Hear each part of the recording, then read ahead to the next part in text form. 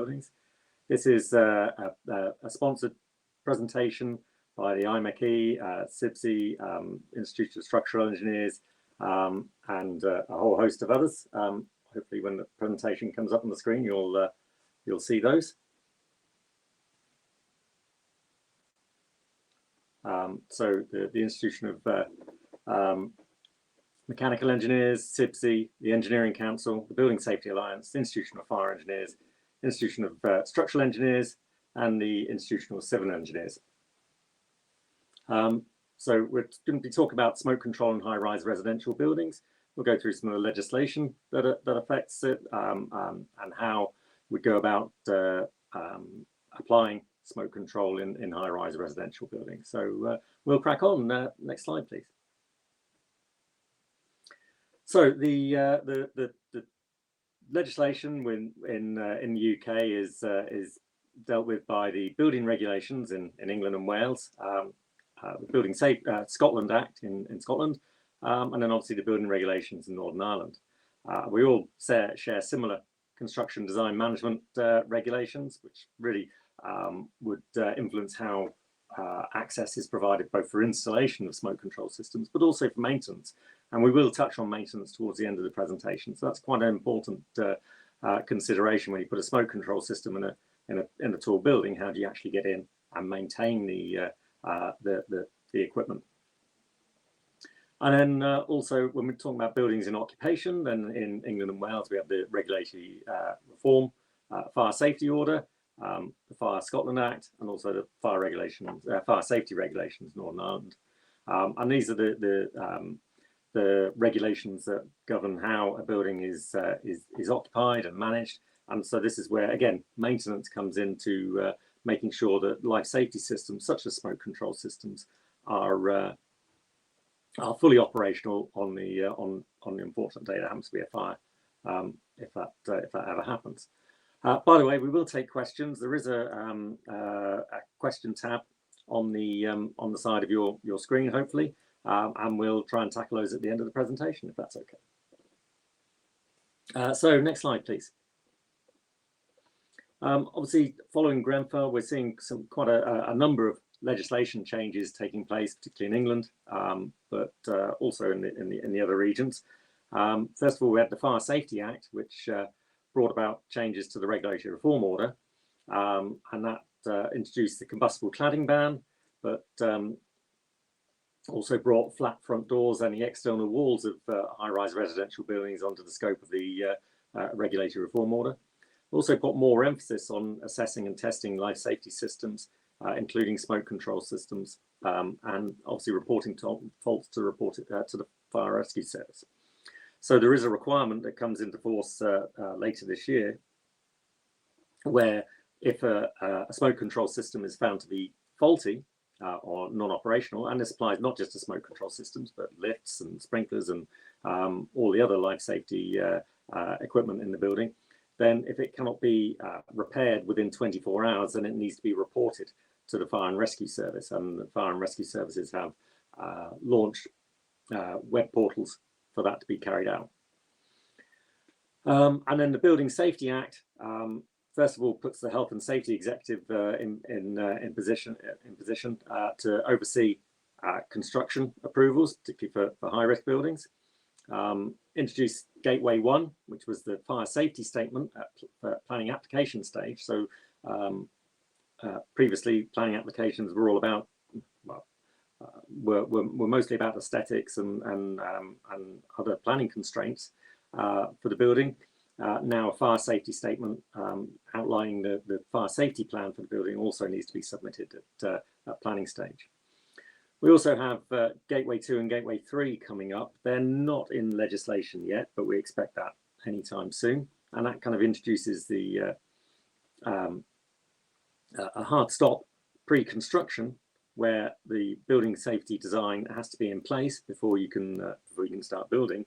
And Gateway 3 is again another hard stop, making sure that all the life safety elements are in place and fully operational before the building goes into occupation. Also introduces golden thread, so the transfer of information from design through construction to occupation, digital asset registers, and so on. Okay, next slide, please.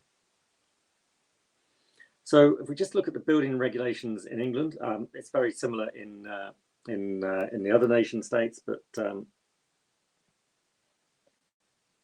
I'm just trying to read it myself. Unfortunately, it's quite small on my screen. But if we look here, this is the legislation for fire safety under the building regulations. So this is the section where we look at B1 would be for means of escape, and B5 is for access for firefighters. When you read the text, it is very loosely worded, shall we say? There's appropriate means of escape, appropriate means of warning for the building, and access for the fire service. It's suitably vague because it's got to cover all types of buildings. So in order to determine that, we have various guidance documents, should we say, to interpret what appropriate and reasonable means within the letter of the legislation. And the sorry, next slide, please, Olivia. So Route 1 would be the approved documents, and that's the government's guidance to what appropriate means within the building regulations. So that's kind of the minimum standard that you would expect to comply with. It's written generally by civil servants, by the Department of Levelling Up, Housing and Communities. And they consult, and there have been many consultations since Grenfell on what changes or what people think of proposed changes within the approved documents should be considered. But they don't necessarily have to go along with that consultation. And then when the next version of approved document B is released, it doesn't really go to the public for consultation or for approval. The second route is the British Standards route. So we have BS 9991 is a code of practice for fire safety in residential buildings, and that is written by industry experts. It is then submitted to a full stakeholder review, so it goes out for public comment, and and anyone can comment on that content. So, for example, 9991 went out for public comment in, let me think, was it 2020, maybe 2019, and there was something like 1,800 comments on that standard. So it was quite a lot of comments, and each one of those has to be reviewed by a committee to either uphold or reject the comment. So there's an audit trail as to why the decisions are made and why information was included or not included. And then the final route is the fire engineered solution, where you would employ a professional fire engineer to review your building design and make recommendations for fire safety provisions using either Route 1 or Route 2, where you go fully compliant, or using a trade-off of one element, an improvement in one element of fire safety for a reduction in another. For example, you might use smoke control to trade off an extension of travel distances. And you would provide a demonstration of equivalence by either a comparative analysis or a deterministic analysis, and less common, a probabilistic analysis. And that should go through a qualitative design review process where all the stakeholders in the building are in agreement that when they review the fire safety analysis, whether it involves computational analysis or other analysis, that what's presented is a safe building. Okay, next slide, please.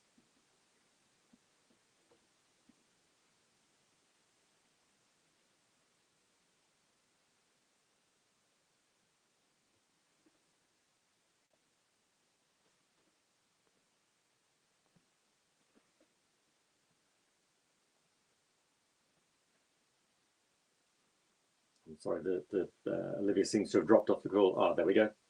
Thank you.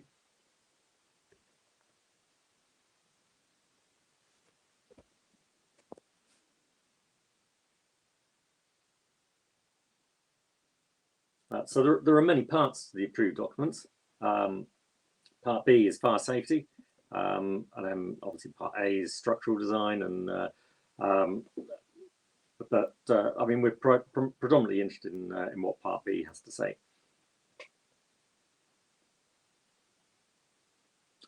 Thank you, Olivia. Can we go to the next slide, then, please? So when we look at smoke control, the approved documents, particularly Part B, or in the UK, in England and Wales, sorry, or the technical handbooks in Scotland, or the technical booklets in Northern Ireland, provide guidance on how to meet the fire safety requirements.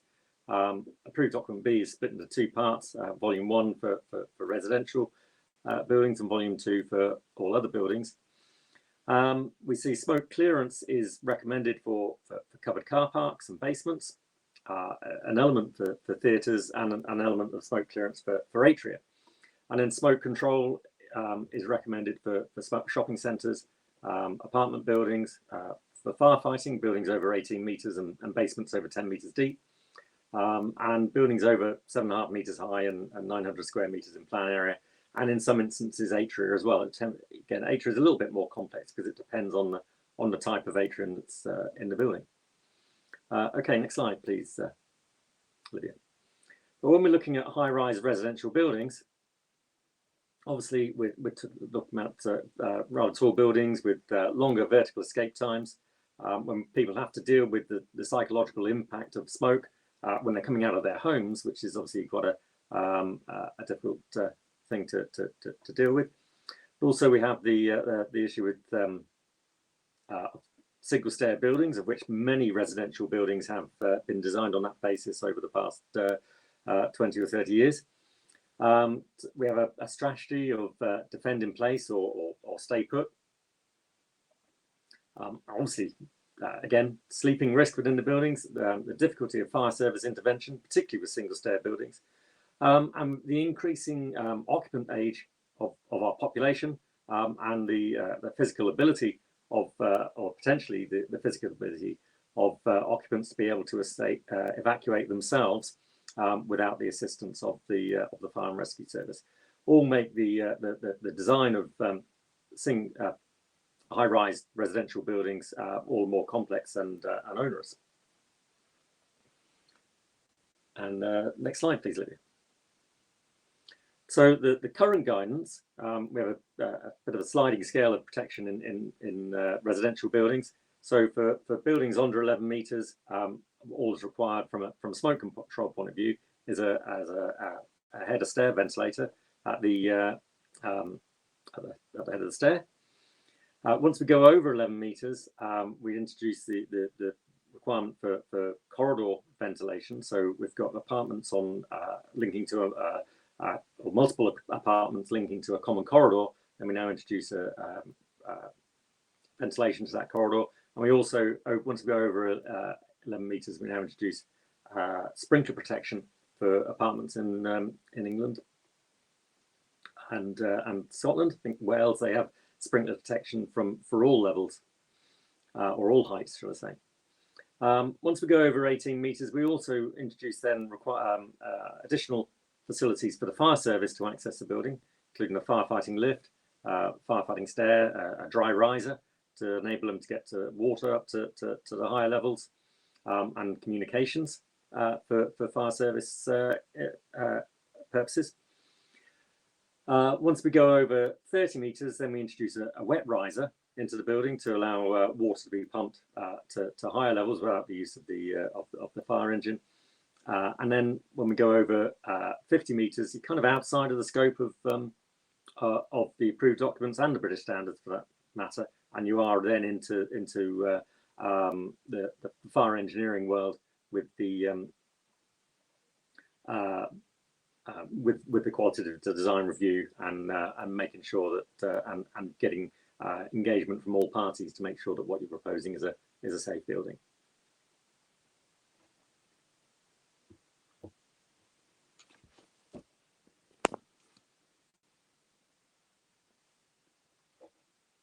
Sorry, I seem to have lost Olivia again.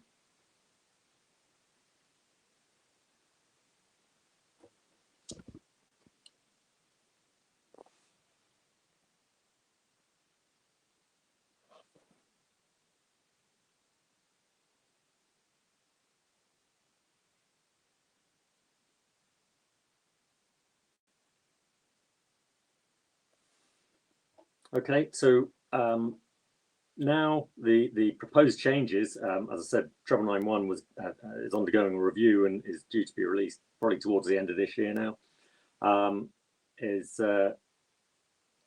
Now, once we go over 18 meters, a single stair building or single stair residential building can only have a single stair if we have a pressurization system within the staircase.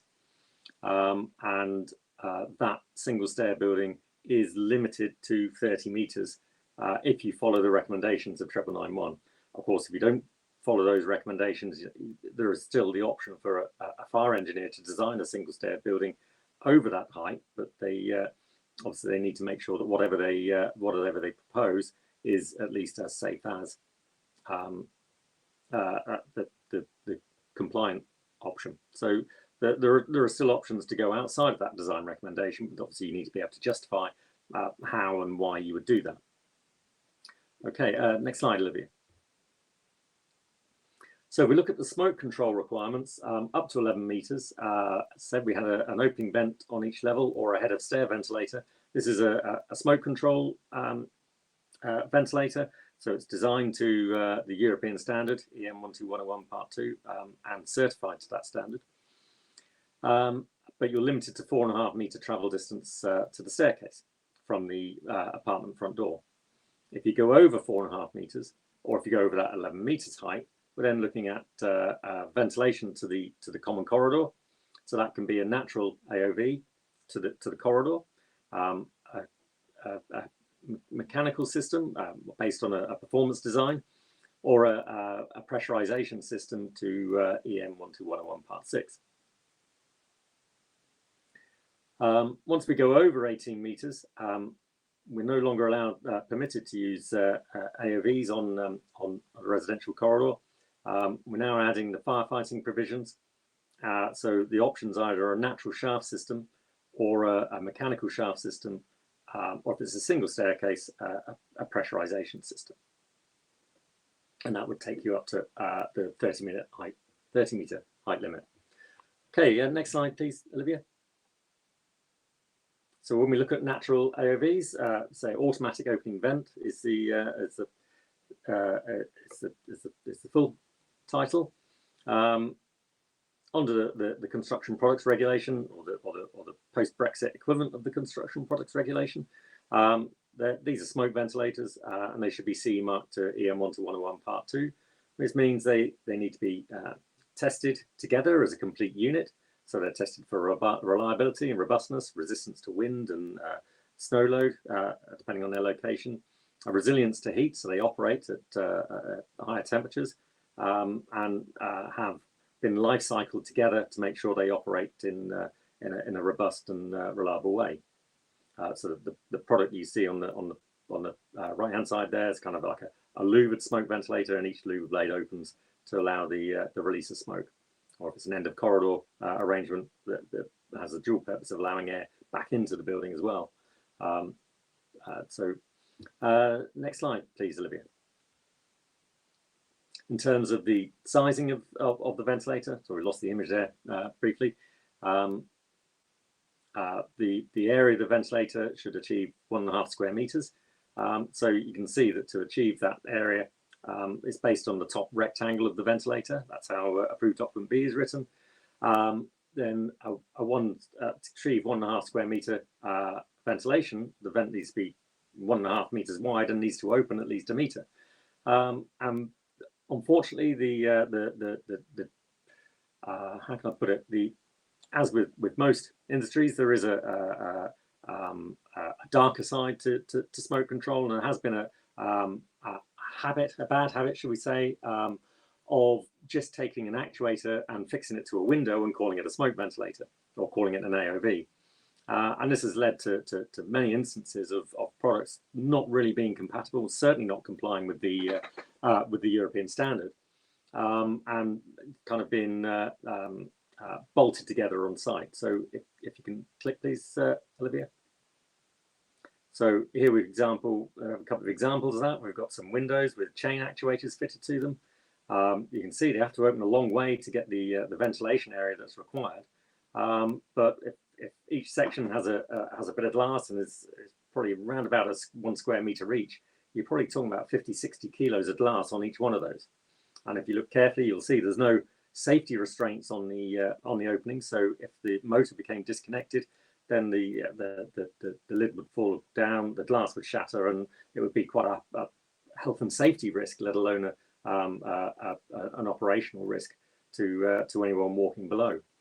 Again, another click, please, Olivia.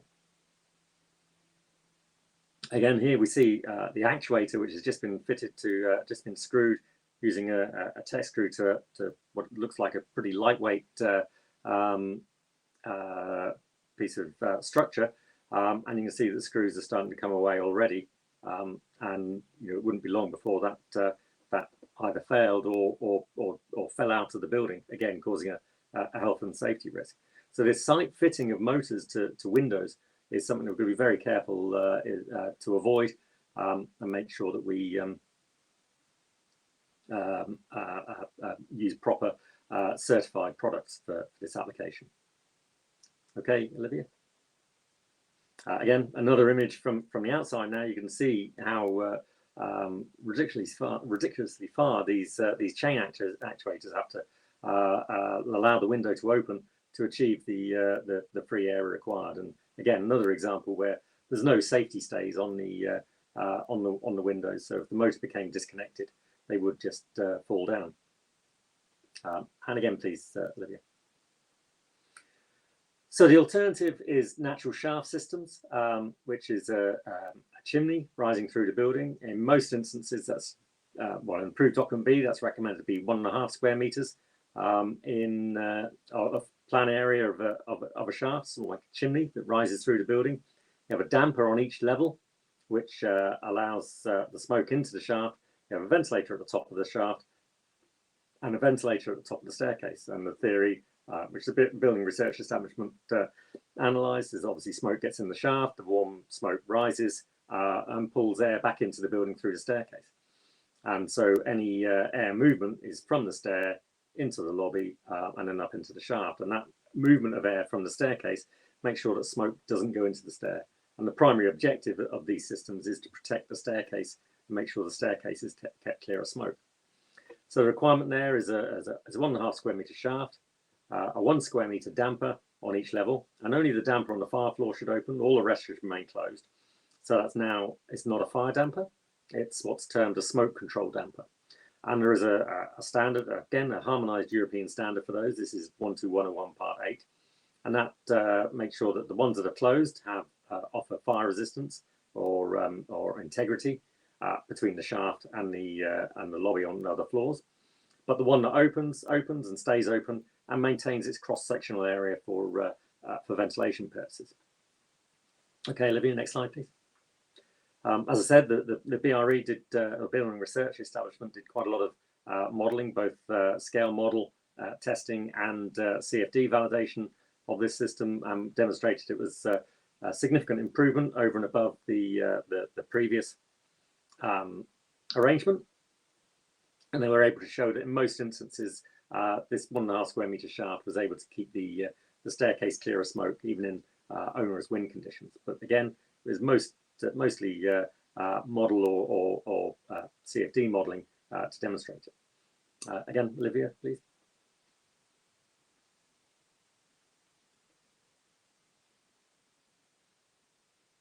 So this is an example of again an ad hoc product being used for a shaft ventilator. And again, this is the sort of thing that we need to be wary of. You need to. This is a little video clip, Olivia. Hopefully it's embedded. So you just need to click on it.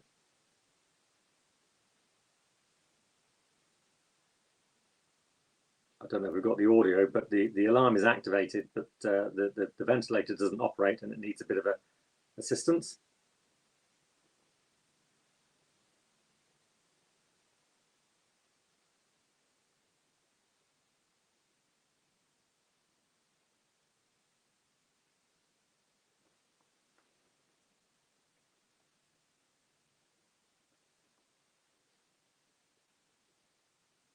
Perhaps it's not operating, but actually what it is a fire door that is being held closed by an electric magnet, and it's hinged along the bottom, so it just falls into the shaft.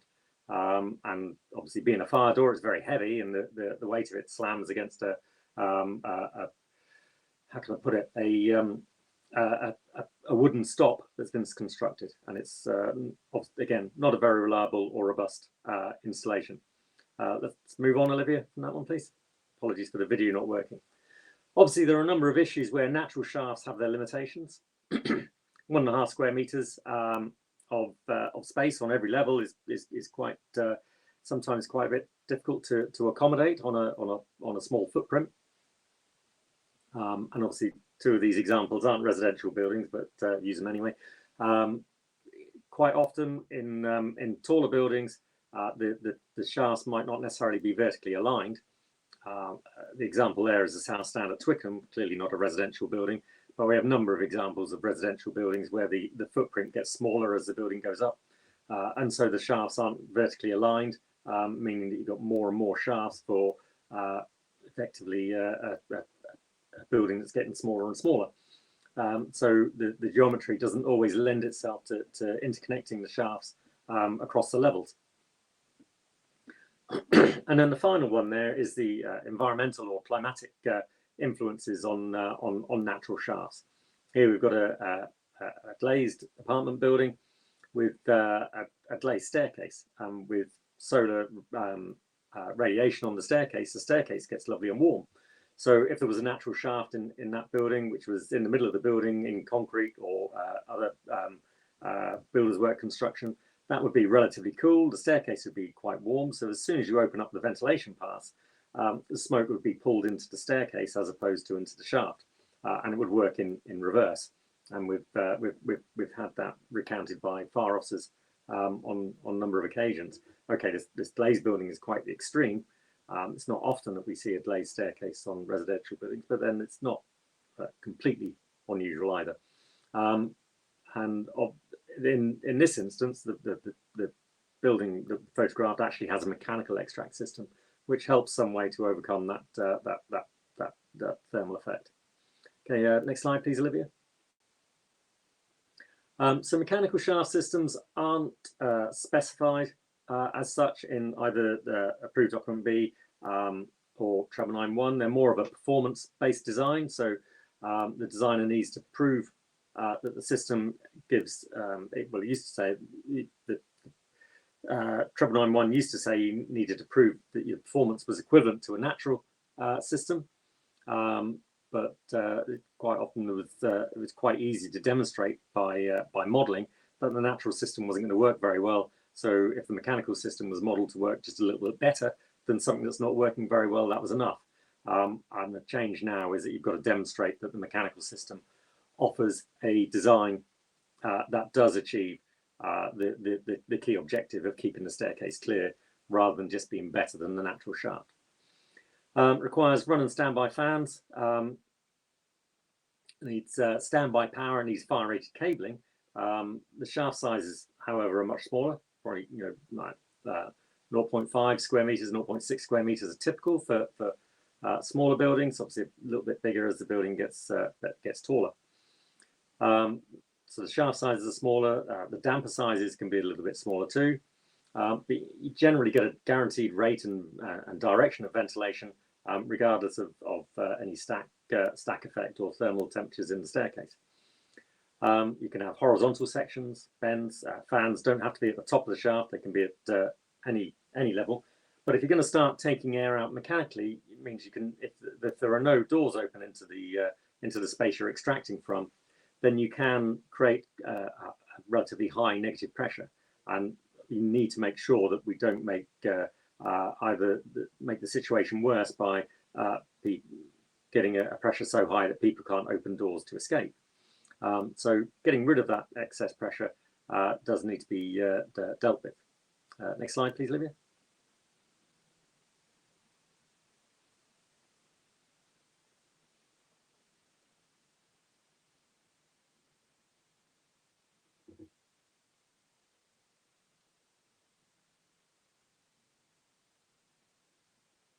have to apologise for the technical issues we're having in this presentation. It's quite lively software using, I'm afraid. So there are a number of ways of getting rid of that excess pressure. Having low level inlet to the shaft, or a bleed off damper in the shaft is one way, but that's kind of quite sensitive to external conditions as well, like such as wind. You could have two shafts to the lobby or corridor, so one extract, one inlet, which works very well at clearing the corridor. It's obviously, it doesn't give you much pressure differential across the staircase. You could turn the door around from the staircase so it opens into the lobby, so the shaft so the extract would pull that door open a little bit. You could put a grill in the door, but again, that bypasses the compartmentation for that door. An alternative, and probably one of the most common ones, is to use variable speed fans, so that when all the doors are closed, the fans slow down, and when the doors open, the fan speeds up, so that the pressure is always maintained at an achievable level that doesn't affect people's escape. Okay, Olivia. So mechanical shaft systems, the overall plan is very similar to the natural shaft system, except, as I said, we've got fans in the shaft rather than just using natural buoyancy. But the principle is that the fans draw the smoke out of the lobby or corridor, and the replacement air is drawn from the staircase, and that movement of air from the staircase into the lobby stops the smoke affecting the staircase. As I said, we're now into the realms of performance-based design. So we do carry out quite a lot of computational fluid dynamics to demonstrate that the performance achieves the objective. Okay, Olivia. So those not familiar with CFD, first of all, we create a 3D geometry, assuming we're using 3-dimensional CFD. Obviously, you can do it in 2 dimensions in some instances. But we create the geometry of the building. Click, please. We define our boundary conditions, so that's the fire size, where air is coming in, where air is going out, and a timeline for the movement of doors. So the fire, in this instance, the fire would start, the sprinklers might activate, the occupants of the apartment might escape, and so the apartment door opens, then the stair door opens. At some point, the extract will start. Later on, the fire service may arrive, so they'll open the staircase. They'll run a hose through the staircase door, so that won't close again. Then they'll run a hose through the apartment door, and that won't close again. And we also, all the time, we need to make sure that the staircase is kept clear of smoke. So click again, please. We define our mesh density. So what CFD does, for those not familiar with it, is divides the air volume within the model into very small cubes, and then solves the general physical equations for each of those little elements, and we get an overall picture of where the air is going, where the smoke's going, where the heat's going throughout the model. Again, please. So we solve the fundamental physics for each cell in the mesh, and that gives us a result across the whole model. So it does take up quite a lot of computing time. It's quite time consuming, so there is a cost associated with it normally. Next slide, please, Olivia. But the results are, you can see how the gas temperature varies through the model, or the visibility, and obviously relatively, and all sorts of other information that you wouldn't normally get from a simple hand calculation, for example. Okay, move on. What is important, obviously, that the build quality of the shafts should be a focus for the design. So making sure there's no holes in the shaft, there's no space for air to leak out, and on the one on the right hand side, the bottom of the shaft wasn't installed at all, so it all does need to be sealed up. And it's worth, if you're constructing a building with smoke shafts in, it's worth doing a pressure test on the shafts to make sure that they are well sealed. Moving on. So when the doors are open, we extract at full speed, and the pressure sensors detect that there's zero pressure across the door, so it instructs the fans to run at full speed. When the doors close, the pressure sensor notices the increase in pressure and slows the speed of the fans down to make sure that the pressure is not so high as to stop people either opening doors or to draw excessive smoke into the lobby. I say same as the natural shaft. Only the damper on the fire floor should open. All the other dampers should remain closed. And again, they need to be smoke control dampers to 12101 Part 8. Okay. So the extract fans normally on the roof with a backdraft shutter or some means of just keeping the weather out. And again, on more sophisticated installations, you might have fans on a steel frame with attenuators, so that when you're testing the fans, they don't disturb the owners of the penthouse suites, for example. This particular one has attenuators on both ends and acoustic housing around the fans. And then dampers in the lobby can either be a smoke control damper, again, concealed behind a grill, or again, please Olivia, or a casement type unit, again, certified to 12101 Part 8. Again, fire rated when they're closed, but obviously permitting the smoke ventilation when they're open. Obviously, making sure that the controls only open on the fire floor is critical. This is an example from Regent's Quay in Leeds, where the fire was in an apartment. It got out of control. The owner had taken the closer off their front door of their flat, and the fire spread into the corridor. Smoke migrated to other floors, and then the shaft ventilators opened on every floor. So hot smoke was transferred not just to outside, but to every other floor in the building, meaning that the whole building had to be not just evacuated, but evacuated for some time while the building was put back into a habitable state. Next, please, Olivia. You can see the fire doors did their work. They were heavily charred on one side, but well protected on the other. But let's say all 7 stories in the building had to be evacuated for several months while the building was put back to something you could live in. Okay. So other issues that we do come across with high-rise residential buildings that do need to be dealt with. So cramming, obviously, get subletting of apartments where they've got excessive numbers of occupants. Hoarding, or just fill them full of combustible materials, really needs to be controlled. Vandalism, not just of the smoke control system, but of any other life safety components is a big issue. The obvious cladding issues we've had over the past 6 years, balconies and storage of materials on balconies, but even the construction materials of balconies is an issue that's been ongoing. Resident storage issues, so either storing things in corridors or as on balconies, or even breaking into smoke extract shafts and storing things in there is an issue. One of the bigger ones for really tall buildings is stack effect. So next slide, please, Olivia.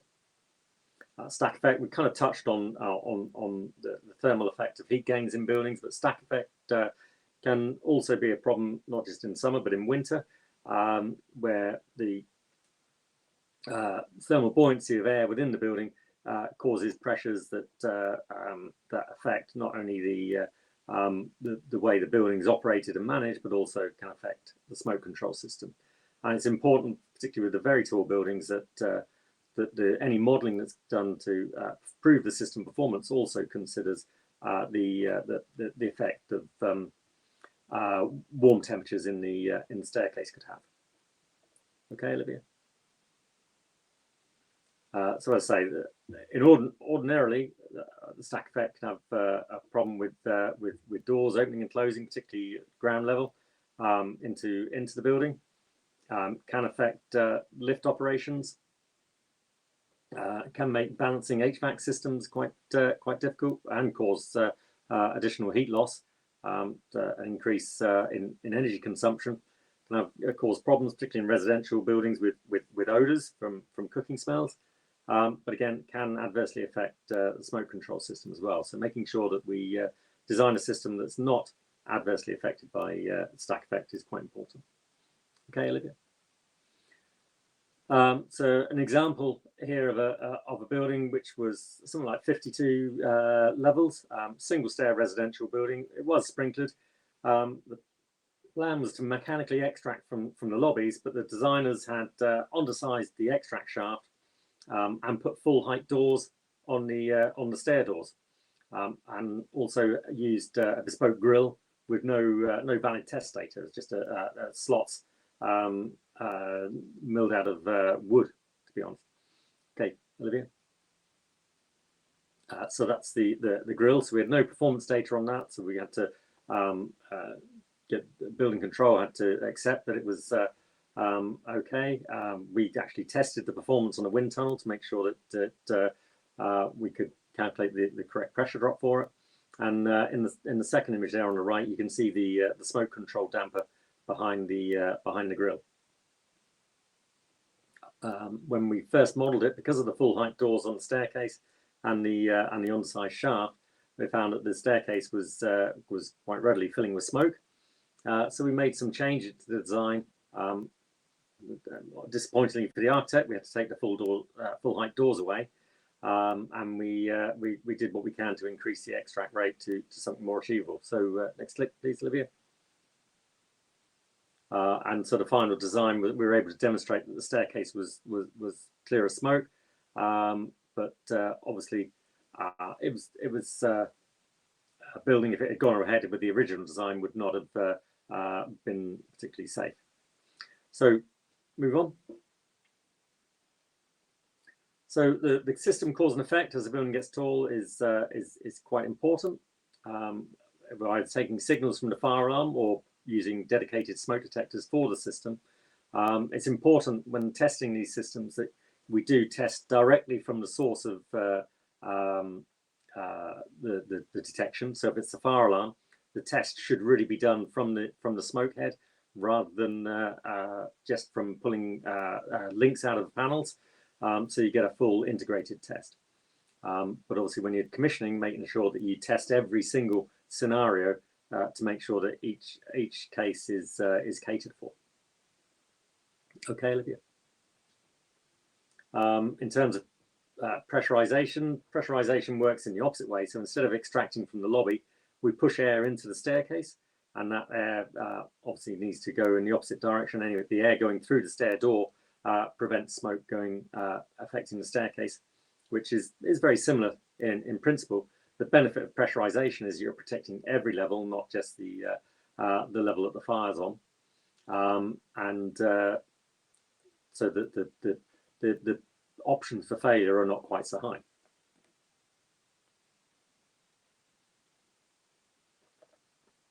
Thank you. So the commissioning process obviously is quite important. Making sure that the building is fully operational at handover is a critical point. So it's quite a convoluted process. So we check that the installation is complete and make sure it conforms with the design. Then comes some electrical tests, making sure that the electrical installation is complete, all the networks are complete, and we've got no earth faults, etc. And then we start bringing in the power. So we test the incoming power to the panel. We test the primary and secondary supplies to the panel. We then record the resistances and current across all the phases and make sure the fans are drawing the correct amount of power as well. And then we get into the cause and effect testing. That's making sure every single input has the right operation. So a detector on level 7 operates a damper on level 7, starts the fans at the roof, opens the stair ventilator, opens the air relief path on the fire floor, etc. And then we do that for the primary fan, and then we check the secondary fan switch over, and again the power supplies switch over, and then an integrated building test, so everything tested together, and then making sure that all happens when the power goes off as well, that all standby power kicks in, etc., and the system still operates. And then we go into the compliance, the performance compliance, making sure that the airflows are achieved, the ventilation rates achieved, the right pressures are achieved, and it complies with the design requirements. And from time to time, we also get asked to do a smoke test. It doesn't really replicate a fire, but it does give a good example of where airflows are going and making sure it goes in the right direction. Next slide, please, Olivia. In terms of compliance, obviously making sure that the shafts are fire rated in accordance with the requirements of construction for the building height and type. Making sure it's non-combustible, class A1, according to approved document B. Make sure it's well sealed so we don't get excessive leakage to other areas. Free from any services and obstructions. And the smoke control dampers we use are compliant with 12101 Part 8. The fans obviously need to be temperature rated, class 300 as a minimum, to EN 12101 Part 3. And size to meet the performance requirements. Cabling needs to be category 3 in most instances. So that's 2-hour fire rated for heat, for impact, and for water spray. And there's a whole standard on that, BS 8519. And then the smoke ventilators, already mentioned 12101 Part 2. They need to open, stay open, known ventilation performance, and life cycle tested. Thank you, Olivia.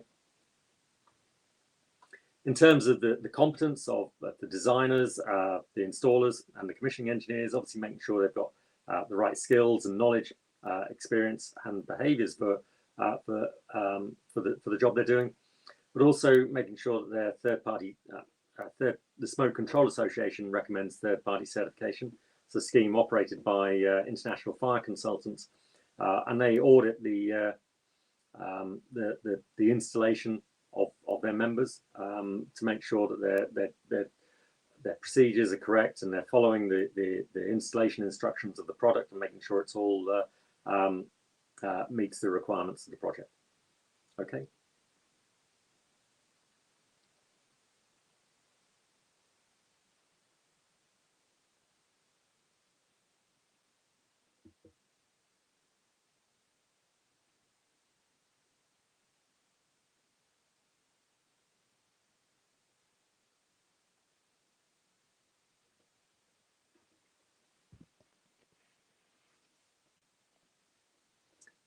So obviously the commissioning process, making sure that any changes are recorded, and that change control, not just at commissioning stage, but all through the life of the building, any changes are recorded. This is now getting into what the golden thread is looking for, is to making sure that the what is installed is retained and maintained, and any changes are recorded. Indeed, the testing and maintenance process is also recorded to make sure that anything that happens to the system and the installation is apparent to those that are auditing and assessing the building safety. Okay. Maintenance, testing and maintenance. The recommendation is that the systems are tested weekly, and that's just to make sure that it's operational. It's not it could be done by the responsible person on the build on site, so a concierge or a nominated individual to make sure that the system's operational. There's a requirement for a full test every 3 months, so you could make that part of your weekly testing to make sure that you test each level over the course of 3 months. And then annual inspection and maintenance by a competent maintenance provider, and obviously again making sure that's all recorded and documented is critical. Next slide, please, Olivia. So the daily tests, daily inspection, should I say, is just making sure that there's no faults or alarm, and the alarm status is correct on the control panel, and it is ready to operate. The weekly test is making sure the system activates, the fans start, the damper opens, etc., and is then reset. And then the quarterly test is full test, making sure every level is operational. And then again, depending on the building type, it might be a 6-monthly or it might be an annual maintenance inspection, and that should involve a full performance test, making sure the airflows are still being met. And then your 5-year electrical safety test is also part of that maintenance regime. Okay, Olivia. Some of the things that they pick up frequently when maintaining smoke control systems, obviously making sure that things are working. These don't happen in every building, of course, but the battery changes seems to be quite a common one. Battery life is usually somewhere between 2 and 5 years, and all batteries should at least have the date on them, which should be sometime in the future, not sometime in the past. Inappropriate equipment, non-fire rated cables, etc., etc. Obviously, and we do find a number of maintenance bodies who sometimes aren't as competent as they should be, come to site, don't know what they're looking at, and so suggest the building, the smoke control system be isolated or disconnected without really knowing what they're looking at. So it's always worth employing a competent smoke control maintenance company. Thank you, Olivia. Obviously, buildings, particularly in the city centres, are getting taller and taller. So the number of occupants that we're trying to protect is increasing. So we do need to make sure that these systems are designed correctly, are as robust as they can be, and are fit for purpose, not just the day they're commissioned, installed and commissioned, but also in the future when they come to be used, because obviously maintenance of these systems is equally of importance. Thank you, Olivia. And that concludes the presentation. So I think if let's see the questions.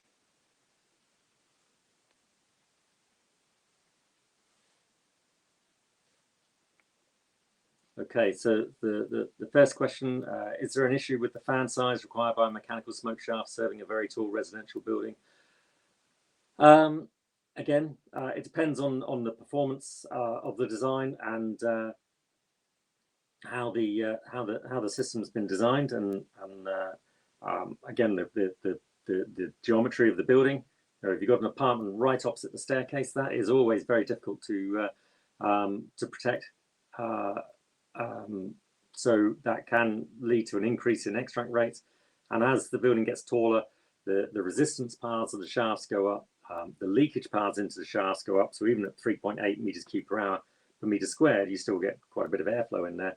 So the fan size will increase as you go along.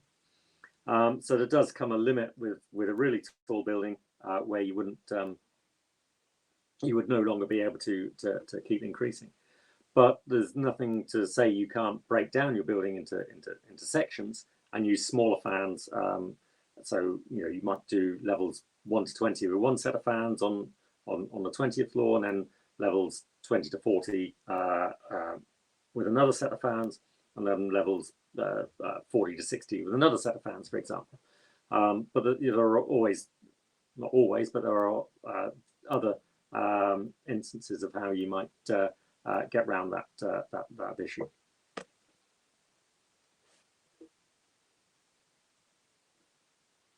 Okay, the next question, what's the life cycle of automatic opening vents? How often should they be changed with regards to wind and thermal resistances? And the change of the climate, are we experiencing changes to these units to replace them? A lot of questions in one question there. Yeah, the design life of these units is probably between 10 and 20 years, I suppose, but depending on the operation, whether it's being used for environmental ventilation or just for smoke control, will dictate how much wear and tear you experience. But the maintenance engineers are very experienced in in determining when a ventilator has come to the end of its life. The other issues of climate change and thermal resistances. Obviously, the older the ventilator is, the less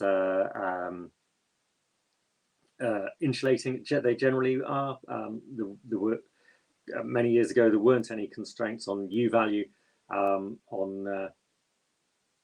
smoke ventilators, so the approved document L, conservation of energy, has been squeezing the requirements for buildings gradually over the years, and I think now the permitted U value for a smoke ventilator is around about 3 watts per Kelvin per square meter, which up until a few years ago it used to be something like 6. So yeah, it's heading in the right direction. And if you are changing ventilators on a building because they have reached the end of their life, then changing them for a better insulated product is clearly better for the environment.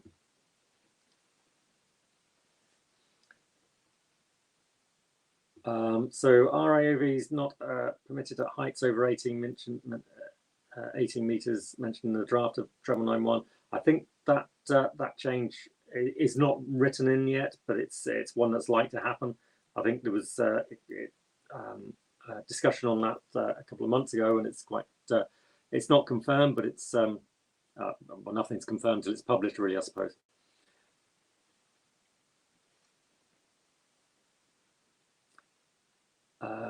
Next question, is it likely only pressurization systems will be acceptable in residential buildings over 30 meters in the updated changes?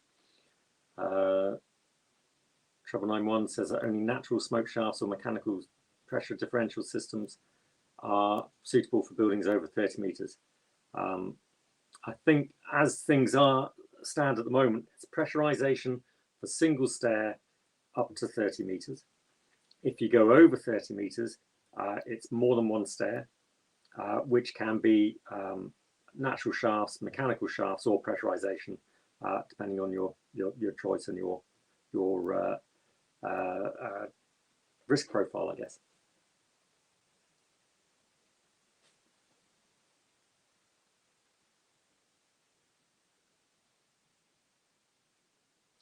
So next question, how much of an issue is shaft pressure sealing on site? And that it can be quite an issue if you don't do it before the installation of the smoke control system, because once everything's installed, it's much harder to get in and seal the shaft later. I think that sometimes when you're testing a shaft or testing a smoke control system and you don't have enough, you're extracting at full speed and you're not getting enough air at the damper. Usually the cause of that is leakage in the shaft. And so it can be a major issue, because once everything's in place, the only way you can improve that is to have someone abseil down the shaft and seal the shaft as they go down. Clearly quite a risky and difficult and time-consuming way to operate. So it's always best to build the shaft as well sealed as you can as you go, and pay attention to the detailing of the shaft and make sure that it is as airtight as possible, rather than try and come back and do it later, because that is much harder and much more complex.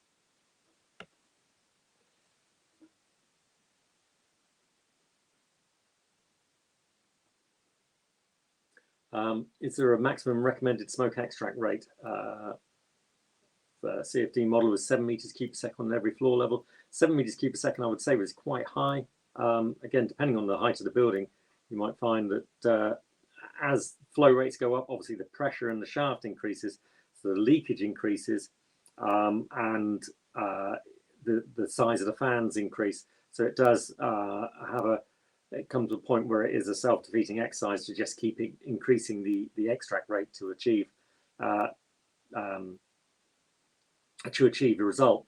If you have to go as high as 7 meters cubed per second to achieve the result, then perhaps it's time to look at some other means of achieving your fire safety design.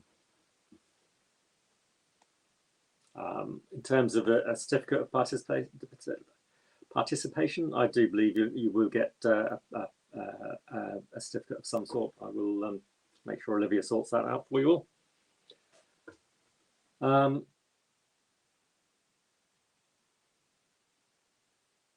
Okay, so sometimes architects specify their preferred type of ventilator for corridor smoke control systems. How do we make sure that the ventilator specified is compliant with the overall system? That's a really good question, and we do see a number of instances where the architect wants to see something more aesthetic, shall we say, than smoke control, a damper and grill type arrangement, and really, if they want to do that, all I could say is it needs to be compliant with the regulations, and obviously in the UK that's EM 12101 Part 8. And if it's not, then obviously that's the whoever's putting the product in has got to be responsible for that. So if it was us, for example, we would not be installing third-party products that weren't compliant. And it's one of the reasons why we've recently launched a smoke control damper that's designed to blend into the wall. You can just overpaint with emulsion. You can plaster right up to the edge of it. It's almost completely invisible apart from a small shadow line around the perimeter of the damper. Yeah, so it does need to be compliant.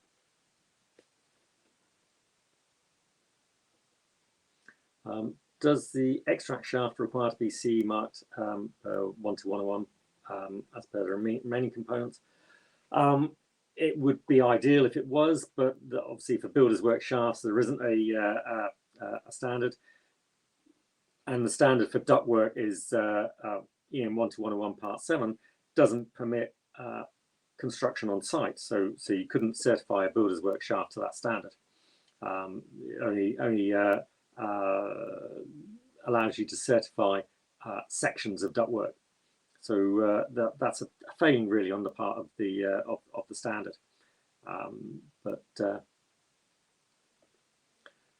So yeah, that's a slightly difficult situation. But if providing the extract shaft is constructed of the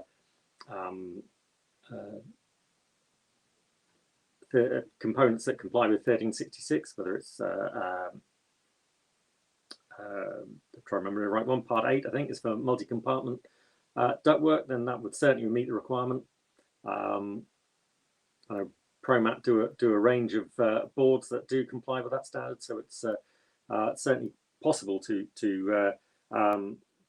install a shaft that is compliant with the 1366 series. Probably just because it's been assembled on site means it wouldn't meet the requirements of 12101 Part 7. Okay, that's all the questions. So thank you very much for your attendance. I hope you found it interesting and beneficial. And do email through any questions you might have later following the presentation. I do believe the presentation, recording of the presentation will be available, and certificates will be sent through in due course. So thank you for your attendance. Goodbye.